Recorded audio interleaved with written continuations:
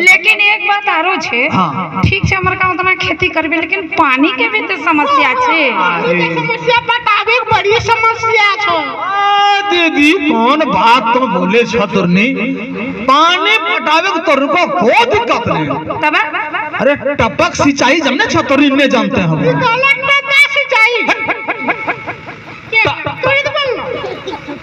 हमें टपक सिंचाई बोल लिया। टपक सिंचाई हो छे कि तोरा गांव में टंकी लगा ला जाती है और वहां से पाइप द्वारा जहां पौधा लगल छे वो पौधा के जड़ के पास वो पानी गिरते, यानी फसल भी तैयार, कम भी पानी की दीदी।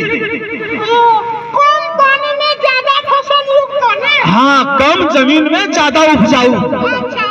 ओ पानी भी कम लगते ने। पानी भी कम। अंतरा बता छियो को बीमार पड़ी छे, सेलेन चले छे तो ओकरा में देखे छे ना टप टप टप टप आवे छे ना हल्का हल्का, तो लोग धीरे धीरे खड़ा हो जैसे तो वह है छिके कम पानी गिरता जा रहे थे ना।